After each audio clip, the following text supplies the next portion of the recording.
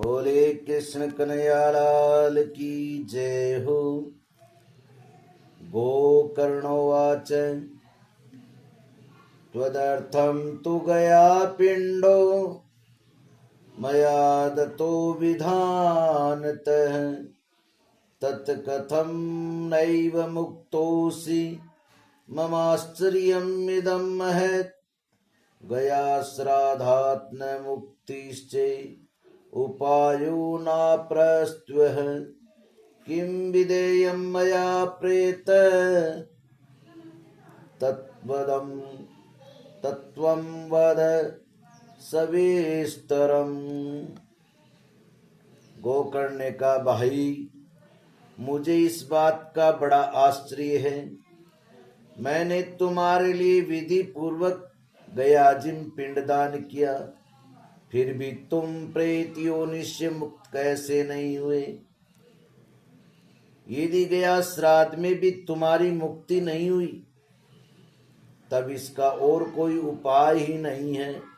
अच्छा, तुम सब बात खोल कर कहो, मुझे अब क्या करना चाहिए। प्रेतवाच गया श्राद्ध सतेनापि मुक्तिर्मे न भविष्यति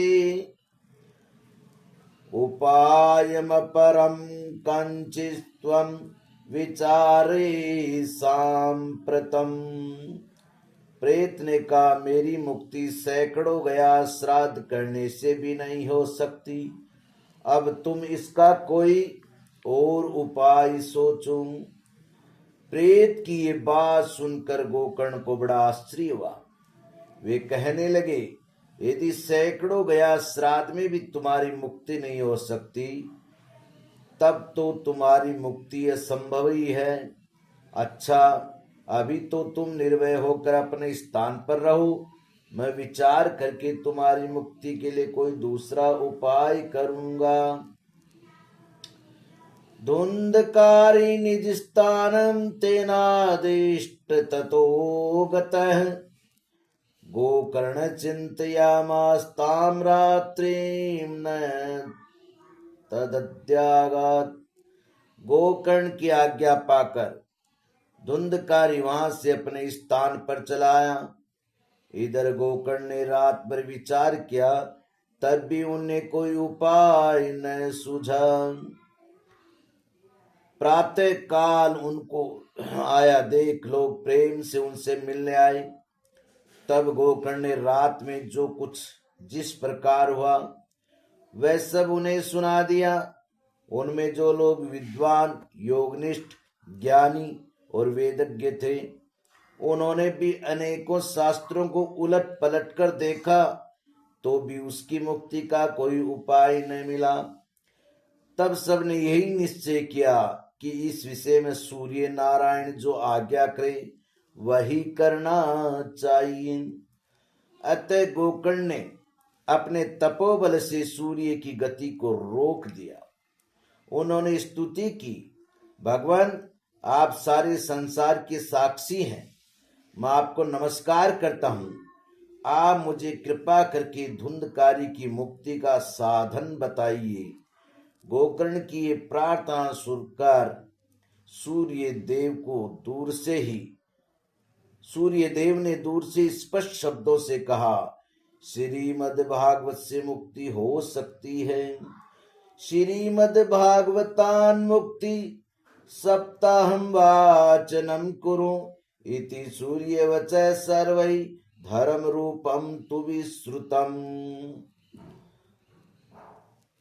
श्रीमद् भागवत से मुक्ति हो सकती है, इसलिए तुम उसका सप्ताह पारायण करो। सूर्य का ये धर्ममय वचन सभी ने सुना। तब सबने यही कहा कि प्रयत्न पूर्वक यही करो। है भी ये साधन बहुत सरल। अतः गोकर्ण जी भी तद अनुसार निश्चय करके कथा सुनाने के लिए तैयार हो गए। देश और गांव से अनेक लोग कथा सुनने के लिए आए। बहुत से लंगड़े, लूले, अंधे, बूढ़े और मंदबुद्धि पुरुष भी अपने पापों की निवृत्ति के उद्देश्य से वहां पहुंचे। समाजस्तु महाजातो दे विस्मय कारक, ये दैव समानमास्ताय गोकर्णो अकथयेत कथाम। इस प्रकार वहां इतनी भीड़ हो गई कि उसे देखकर देवताओं को भी आश्चर्य होता था। जब गोकर्ण जी व्यास गद्दी पर बैठकर कथा कहने लगे तब वह प्रेत भी वहां आ पहुंचा और इधर उधर बैठने के लिए स्थान ढूंढने लगा। इतने में उसकी दृष्टि एक सीधे रखे हुए 7 गांठ के बांस पर पड़ी। उसी के नीचे के छिद्र में घुसकर वह कथा सुनने के लिए बैठ गया। वायु रूप होने के कारण वह बाहर नहीं कहीं बैठ नहीं सकता था, इसलिए बांस में घुस गया। बोली सियावर रामचंद्र भगवान की जय हो। आगे की कथा कल के एपिसोड।